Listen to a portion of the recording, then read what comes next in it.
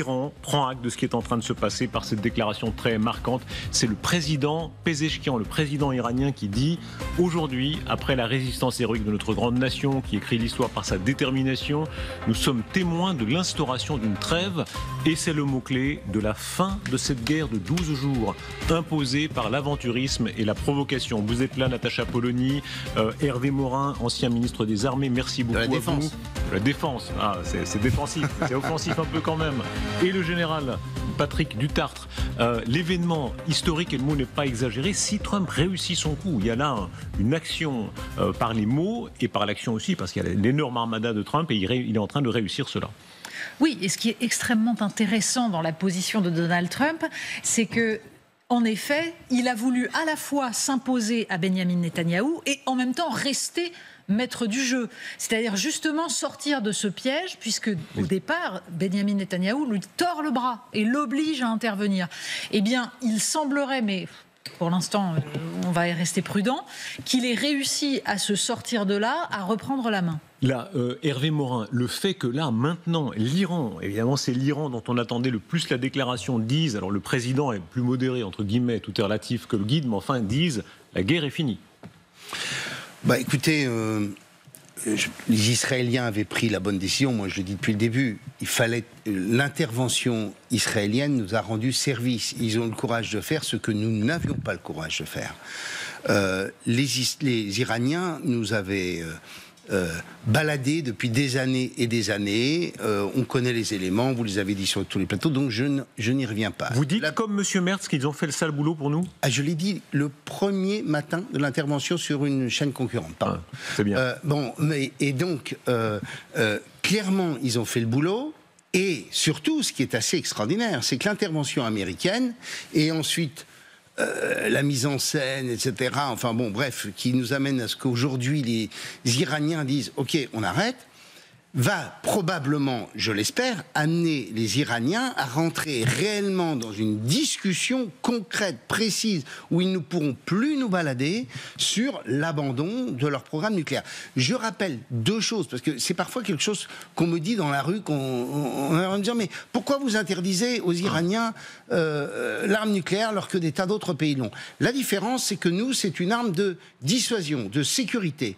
Les Iraniens, ils expliquent depuis 40 ans qu'un jour il faudra liquider Israël. Première différence. Et la seconde, c'est que si les Iraniens avaient l'arme nucléaire, immédiatement d'autres pays se lançaient dans un mécanisme de prolifération. Je pense aux Égyptiens, je pense aux Turcs, je pense aux Saoudiens, qui n'auraient jamais pu accepter l'idée que les Iraniens puissent avoir l'arme sans qu'ils ne l'aient aussi. Voilà. Cet accouchement se fait au forceps. Écoutez de quelle manière Trump, toute la journée, et ça continue ce soir, il est à l'OTAN, on va voir les images en direct dans un instant, il est en train de tordre le bras assez violemment, à la fois des Israéliens, des Iraniens, de s'imposer à tous dans un langage qui est le sien, c'est-à-dire assez vert. Écoutez-le.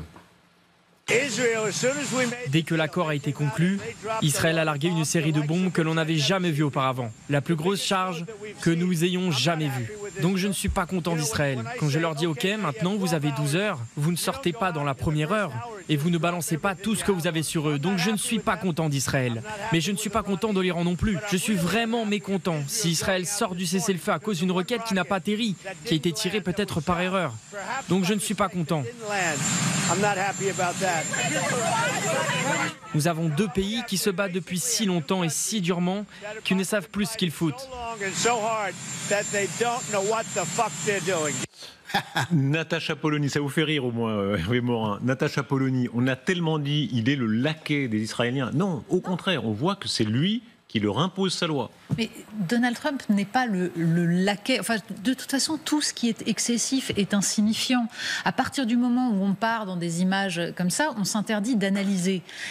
Il a subi l'agenda de Benyamin Netanyahou, c'est indéniable, alors qu'il n'en voulait pas, alors qu'il était en train d'essayer de négocier et qu'il pensait obtenir quelque chose. Et donc, il reprend la main. Il est aux prises avec différents courants dans ceux qui le soutiennent, dans sa majorité. Il y a le courant évangélique totalement pro-israélien qui considère que de toute façon Israël a tous les droits.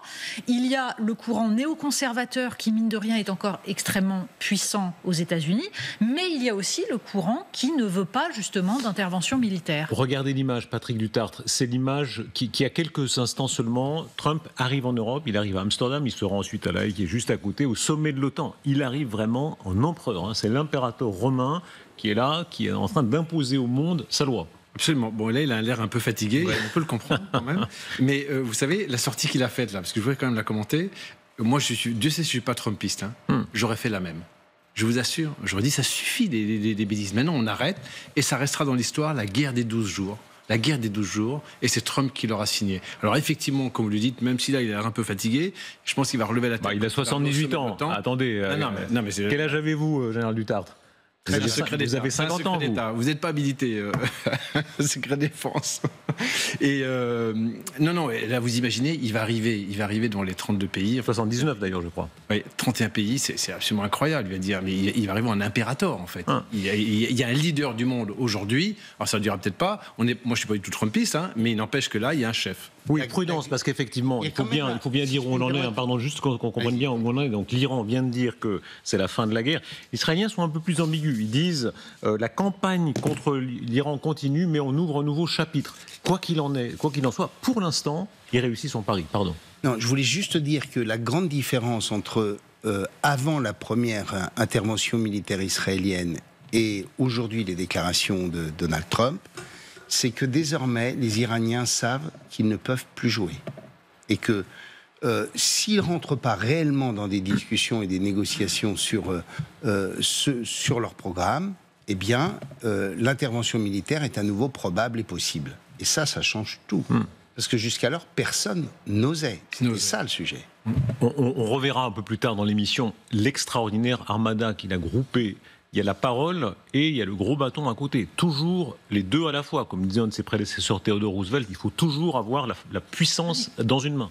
De toute façon, il faut toujours avoir les moyens de sa politique étrangère et les moyens de son indépendance. C'est une évidence. Et le drame des Européens, c'est qu'ils ont cru pendant des décennies que ça n'était pas grave, on pouvait se contenter gentiment de prôner le droit international sans avoir la force. Évidemment qu'il faut la force.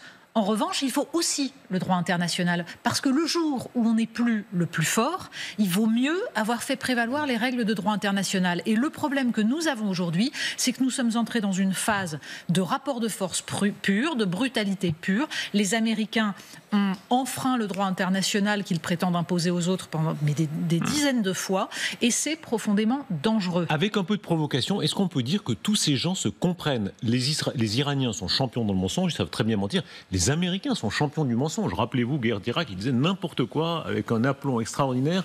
Et les Israéliens sont aussi dans une logique de force. Eux non plus ne respectent pas le droit international. En Cisjordanie, ils s'assoient dessus. Tous ces gens se comprennent, contrairement aux Européens. Le mensonge de 2003, moi, pour beaucoup d'Européens, moi, il m'est resté là. Je ne sais pas vous vous souvenez, monsieur le ministre. Moi, je me souviens d'une déclaration de Ranou, chef d'état-major de l'armée de l'air, disant mais où il est le programme? Absolument. Il n'y avait pas de programme de destruction massive en Irak. Et il y avait une unanimité en France, et merci au président Chirac de ne pas nous avoir embarqués dans cette terrible affaire où on a perdu, mais je ne sais pas, les familles des soldats américains et soldats britanniques pourraient demander des comptes à Bush & Co. C'est très louable, mais à l'arrivée, la puissance est là. Elle est sous nos yeux. Hélas, elle n'est pas du côté... Oui, mais là, elle est légitime. Là, il y a une vraie légitimité, même si le droit, on s'en accommode un peu. Il s'est aussi assis sur le droit en bombardant. Voilà, il faut aussi... mais la légitimité, c'est qu'on ne veut pas de prolifération nucléaire, et surtout pas à des gens qui veulent délibérément rayer de la carte des gens qui veulent vivre sur la Terre. On peut quand même rappeler qu'entre 2015 et 2018, selon l'AIEA, les Iraniens ont respecté l'accord de non-prolifération, l'accord sur le nucléaire. L'AIEA est formelle. C'est après la rupture par Donald Trump que les Iraniens ont repris un programme militaire. Ce qui prouve donc que la négociation, ça marchait et que le problème, c'est d'avoir joué la politique du pire systématiquement. Non, je ne suis pas d'accord avec vous pour deux raisons. La première, c'est que j'ai quand même quelques souvenirs de notes de renseignement quand j'étais ministre de la Défense qui démontrent qu'ils avaient quand même continué à avoir des programmes d'enrichissement et de continuer à mettre des centrifugeuses par paquet. Donc ils mentaient à Obama y compris. Premièrement, oui, mais l'AIEA, et deuxièmement, d'accord. Enfin bon, tout ça, c'est des organismes internationaux dans lesquels, en général, il n'y a pas quand même beaucoup de... Non, mais vous ne croyez pas en l'ONU Je ne vous dis pas que les Iraniens sont honnêtes.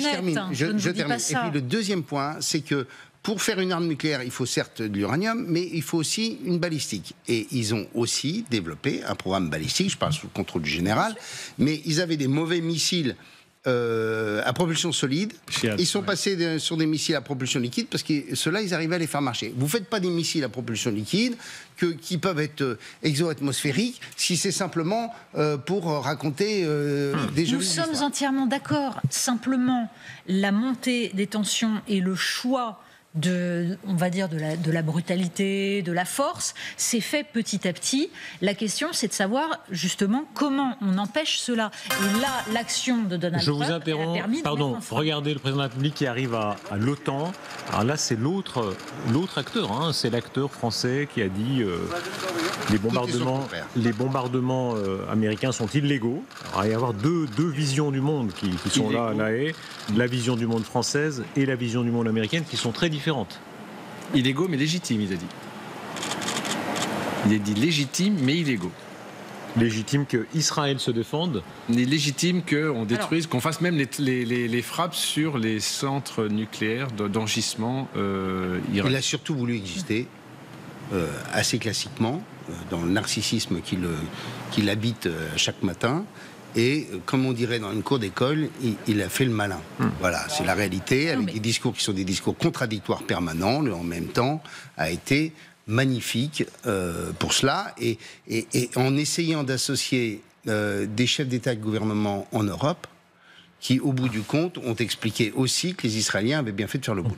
Mais Hervé Morin, pardon, mais que Emmanuel Macron ait dit des choses contradictoires, en particulier sur le droit d'Israël à se défendre, c'est sa première réaction. Derrière, il rééquilibre comme d'habitude. Ça, je peux vous suivre là-dessus. En revanche, nous ne partageons pas cette approche de la nécessité d'une opération militaire. Je termine juste ma phrase. Le problème, c'est que quand il dit que les Européens doivent défendre le droit international, je pense qu'il n'a pas complètement tort. Et quand le chancelier Merz dit que Israël fait le sale boulot, c'est une catastrophe. Pourquoi ? Parce que ça laisse entendre que, en effet, les discours des Européens ne sont qu'une forme d'hypocrisie parce qu'ils n'ont pas les moyens militaires de s'imposer. Donc ça ruine toute défense du droit international par les Européens. Ça ruine tout discours des Européens. C'est pas qu'une question de moyens, c'est une question de volonté. Il n'y a pas de volonté en Europe. Ça, je suis la première à le dire, Hervé Morin. Mais pour qu'il y ait une volonté, il faut aussi qu'il y ait une direction. Alors, Natacha, mais moi je vous reprends là-dessus, Natacha, parce que vous faites une très très bonne remarque. Aujourd'hui, il n'y a plus de droit international. Pourquoi ? Mais parce que les Européens doivent proposer un nouvel ONU. Mais oui. On doit rebâtir, on va commencer par le haut. Et pour rebâtir un vrai droit international. Ce sera nos résolutions pour l'année prochaine. On fera ça, une nouvelle ONU. En attendant, Trump, il agit avec ou sans l'ONU, et surtout sans l'ONU. Alors, je ne suis pas sûr que l'ONU soit très présente à son esprit. Écoutez-le, de quelle manière il donne des gages aux uns et aux autres, et il engueule les uns et les autres. Les gages, c'est notamment ceux qu'il donne aux Iraniens en disant « pas question de changer de régime aujourd'hui ». Souhaitez-vous un changement de régime en Iran ? Non, s'il y en avait un, il y en aurait un. Mais non, je ne le souhaite pas. J'aimerais que tout se calme le plus rapidement possible. Un changement de régime entraîne le chaos et idéalement, nous ne voulons pas voir autant de chaos. Nous verrons ce qu'il en est. Vous savez, les Iraniens sont de très bons commerçants, de très bons hommes d'affaires. Et ils ont beaucoup de pétrole. Ils devraient s'en sortir. Ils devraient pouvoir reconstruire et faire du bon travail. Ils n'auront jamais le nucléaire, mais à part ça, ils devraient faire du bon travail. L'hyper-réalisme de Trump. Alors lui, si les gens commercent, font de l'argent, bravo. Non mais là, pour le coup, il revient au discours pour lequel il a été élu. C'est-à-dire le discours qui s'oppose à tout le courant néoconservateur américain. Il faut bien rappeler, les néoconservateurs, ça naît dans les années 1970, enfin 1960 d'ailleurs, mais ça s'impose dans les années 1970 du côté démocrate d'ailleurs. Sauf que c'est un courant qui croit au messianisme et à l'exceptionnalité américaine. Moralisateur, qui veut changer le monde, etc. Avec un anticommunisme farouche, le lien avec Israël. Et donc, ils soutiennent Reagan, ils soutiennent Bush père, ils soutiennent Bush fils. Et ce courant-là a été très puissant. Donald Trump a été élu explicitement contre ça. Ce Trump-là, il vous plaît ? Il vous plaît, ce Trump-là ? Alors, vous avez le droit d'exprimer un sentiment, Natacha Boni. Vous savez, ça ne va pas... Non, c'est pas une question de me plaire, parce que je me méfie profondément de Donald Trump pour une part majoritaire de son idéologie. En revanche, les néoconservateurs ont fait des catastrophes. Toutes toutes les entreprises qu'ils ont soutenues ont abouti au chaos, que ce soit en Irak, en Libye ou ailleurs. En Afghanistan. Donc, en Afghanistan, bien sûr.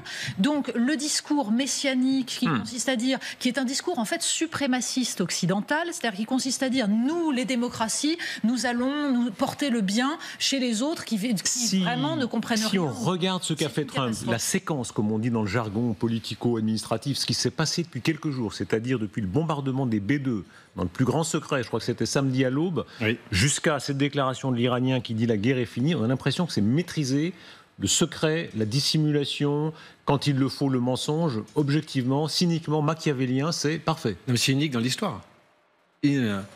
Je dis, bon, on se donne du temps, poum, je dis rien, dans le week-end, je bombarde une opération absolument incroyable. Ensuite, bon, les Iraniens, tirez-moi dessus, mais doucement, hein, vous me prévenez. Vous me prévenez. Il les remercie. Je me dis, défends. c'est sympa de vous avoir averti. Ça, c'est très cynique. Quoi. Merci. C'est génial. Merci, se fout de leur gueule en même temps. C'est une espèce d'humiliation complète.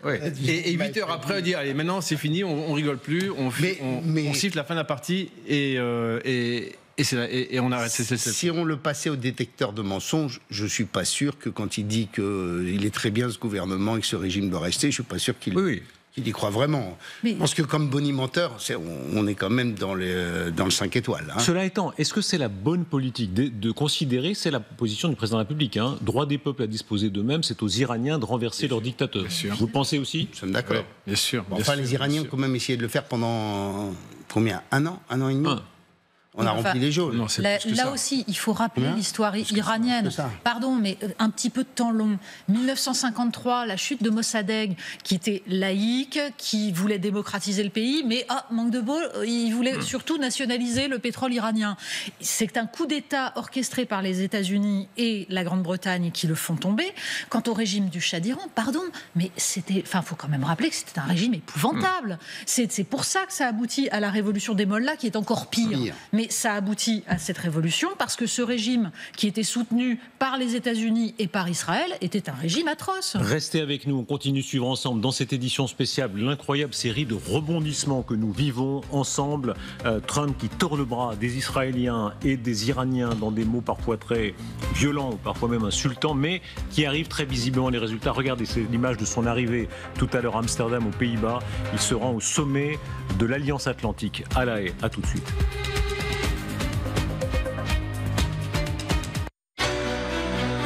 Votre programme avec Windev. Windev, logiciel professionnel de développement. Retrouvez votre programme avec le Mazda CX-60.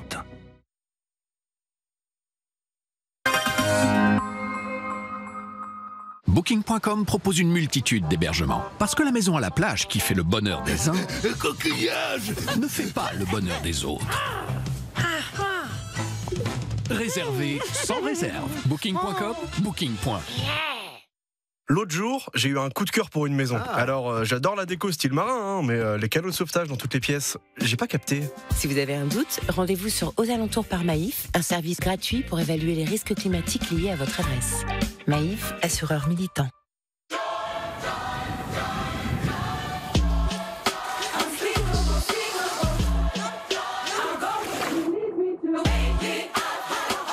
Façonné au cœur des Alpes. Evian, live young. Vous cherchez une voiture d'occasion ?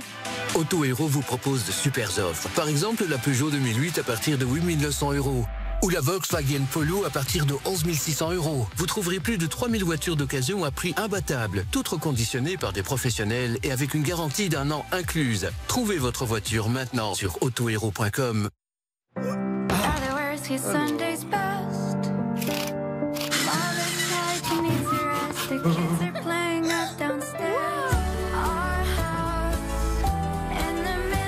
68 millions de Français. Autant de belles histoires à réaliser avec vous. Le Roi Merlin. On peut tout construire ensemble, même l'avenir.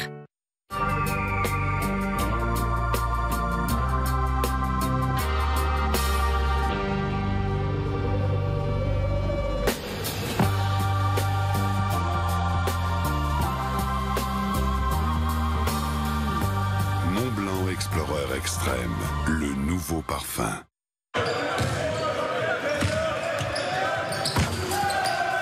Et ouais, c'est ça la fraîcheur Ménène.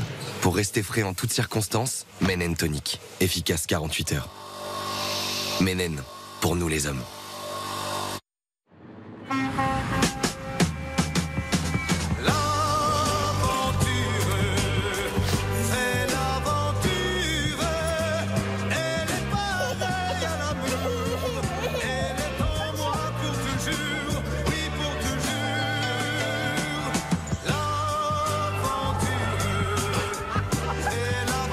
Skoda, conçu pour tout, même conduire. Skoda. Hydralin présente Conversations intimes. Waouh, t'as l'air super équilibré. Oui, c'est grâce à quoi? Yoga? Méditation? Mais non, c'est Hydralin naturellement doux avec 99% d'ingrédients d'origine naturelle. Papa, plus tard, je veux faire le même métier que toi. Ah oui? Oui, mais dans l'espace. Tiens, regarde comme elle brille cette étoile. On dirait qu'elle bouge. Oui, elle est constamment en mouvement. À quoi elle sert? Elle t'indique la bonne direction. Si un jour tu te perds, elle te guidera. Où que tu sois. Dans un monde où tout s'accélère, on a tous besoin de repères. Orisha sera toujours là pour simplifier le quotidien des professionnels et les guider vers la bonne voie. Chez Signal, ma mission est de prendre soin de toutes les bouches. C'est pourquoi je suis fière de présenter le Signal Intégral 8 avec la technologie innovante ProZinc qui protège toute la bouche en combattant les bactéries sur les dents, les gencives, la langue et les joues. Il est 3 fois plus efficace qu'un dentifrice classique. Signal prolonge la santé de toutes les bouches. Vous voyez ce tout petit caillou? Il peut faire sur votre pare-brise une énorme fissure et un gros stress à gérer. Pas avec Carglass parce qu'on le gère facilement. Avec Carglass.fr, c'est facile. 3 minutes pour prendre rendez-vous et rapide parce qu'on a le plus grand stock Carglass de vitrage d'Europe. Avec ou sans option, on a le pare-brise dont vous avez besoin. Prêt à être remplacé directement sur votre voiture. Et c'est déjà réglé, comme si rien ne s'était passé. Et en ce moment, Carglass vous offre un gonfleur de pneus Osram. Alors, prenez rendez-vous sur Carglass.fr. Carglass répare, Carglass remplace. Franchement, je vois pas comment t'arrives à faire ce genre d'études et les financer. T'as un truc? T'as un don? Oh, je sais, t'as des super pouvoirs. Bah non, mais en ce moment, il y a une solution, hein. Aujourd'hui, proposer un prêt à 0% qui permet aux étudiants de financer leurs études supérieures, c'est ça, construire pour que le monde bouge. CIC. Les super-héros d'ici frappent un grand coup à la monnaie de Paris. Découvrez vite les 9 nouvelles pièces de 10 € argent. Une édition limitée disponible sur monnaiedeparis.fr et en bureau de poste.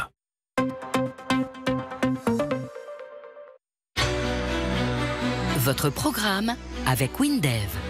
Windev, logiciel professionnel de développement.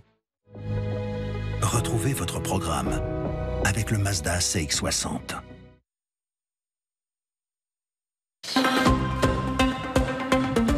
Merci d'être avec nous. Cette édition spéciale des rebondissements que nous suivons ensemble en direct minute par minute. Et ça n'est pas exagéré puisqu'à l'instant, c'est du côté des Israéliens que les choses sont en train de bouger. Le ministre Katz, ministre du gouvernement israélien, dit, j'ai parlé il y a quelques instants avec le secrétaire américain à la Défense, Pete Hegseth.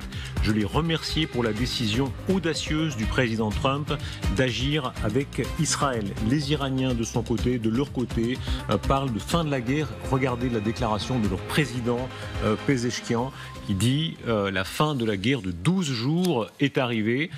Aujourd'hui, après la résistance héroïque de notre grande nation, etc., les mots-clés sont là. Instauration d'une trêve et la fin de cette guerre de 12 jours. Trump est-il en train de réussir son pari? Il l'impose. Il faut revoir la chronologie de ce qui s'est passé. Vous allez nous aider, Natacha Polony, Monsieur le ministre Hervé Morin et vous, Patrick Dutart. Tout a commencé aujourd'hui, seulement aujourd'hui, à minuit 2. Trump annonçait sur son réseau social le cessez-le-feu. À 6 h du matin, il s'adressait à l'Iran. L'Iran devait arrêter les frappes. À 18 h, l'Israël devait arrêter ses frappes. Et donc, maintenant, la fin de la guerre actée en quelque sorte par les Iraniens. Tout ça est rondement mené. Oui, tout ça est rondement mené avec quelques soubresauts. Oui. puisque quelques missiles ont volé de part et d'autre. Mais justement, ce qui est très intéressant, c'est à quel point Donald Trump impose sa volonté et l'impose même publiquement, avec dans le style éminemment trumpien, c'est-à-dire en prenant la parole devant des journalistes, en menaçant. Mais on a senti à ce moment-là qu'il y avait quelque chose comme un rapport de force pour imposer la volonté des États-Unis, qui est très clairement de ne pas laisser se prolonger la guerre et de ne pas entrer dans l'aventurisme. C'est en ça que Trump ne suit pas la politique, on va dire, que d'autres autour de lui auraient pu souhaiter, par exemple. On pourra se dire que ça a été pleinement réussi le moment où les discussions sur l'abandon du programme nucléaire iranien commenceront. C'est-à-dire le moment où les gens se retrouveront autour de la table et se diront, bon ben ok, cette fois-ci, on a compris et on arrête tout ça, on suspend ces programmes, etc. C'est ce moment-là qui sera le moment clé et déterminant. Et quand on aura les preuves. En plus. Ça veut dire qu'on ouvre les portes. Hein. Ouais.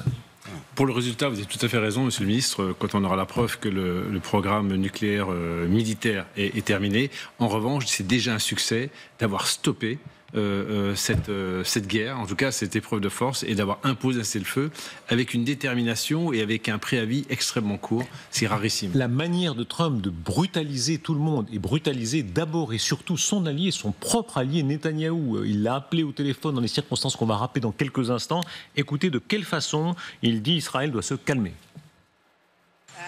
Je n'ai pas aimé beaucoup de choses qui se sont passées hier. Je n'ai pas aimé cette riposte qui a été très forte. Mais Israël a beaucoup largué de bombes. Et maintenant, Israël a l'impression qu'il y a eu une violation à cause d'un missile qui a atterri en Israël. Ce n'est pas ce que nous voulons. Je peux vous le dire, je ne suis pas content d'Israël non plus. Il faudrait qu'Israël se calme, parce qu'il y a eu une mission ce matin. Il faut maintenant que j'amène Israël à se calmer. Il faut amener Israël à se calmer. Quand on sait l'union sacrée qu'il y a entre lui, son gendre Jared Kushner, Netanyahou, ce sont des gens qui se connaissent, qui s'invitent, ils habitent à la maison chez l'un de l'autre, etc. Mais on touche là à tout le paradoxe de la politique de Donald Trump, en effet. C'est-à-dire qu'il y a contradiction entre ce que lui veut suivre comme programme et cette volonté d'être acteur de paix et ce lien avec Benyamin Netanyahou, dont on voit que le moins qu'on puisse dire, c'est que lui, il ne cherche pas la paix. Et tout le problème, c'est que Netanyahou est en train de devenir une épine dans le pied de Donald Trump.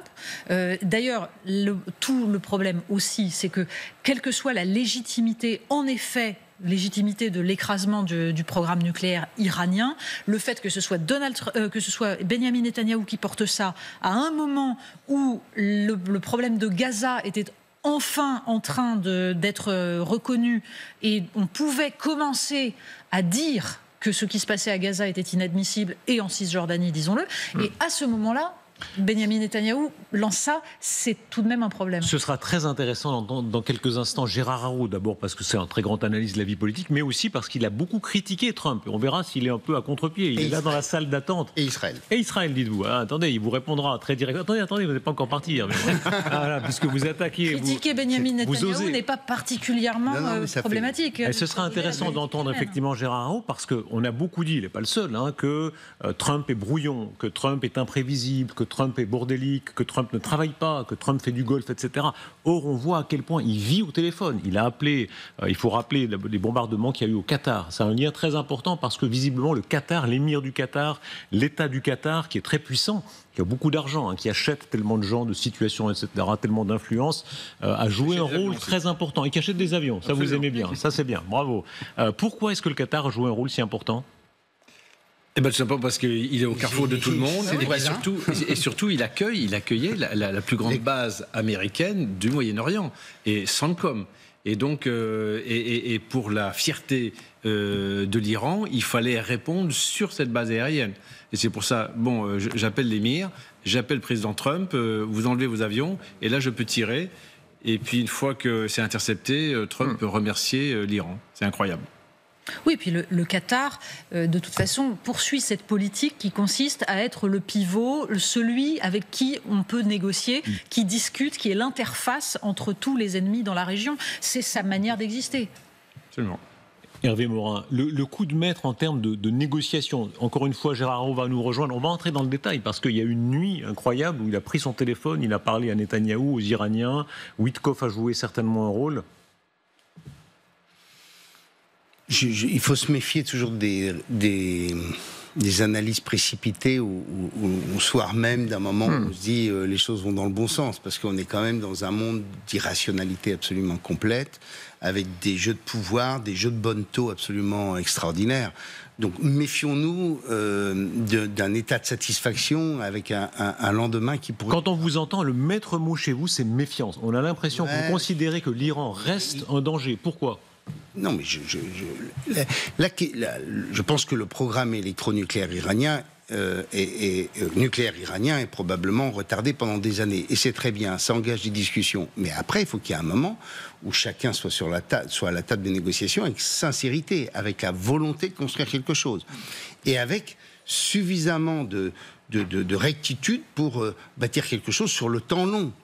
On a quand même là des acteurs qui sont quand même souvent dans la réaction très court-termiste. Donc voilà pourquoi j'ai cette modération-là.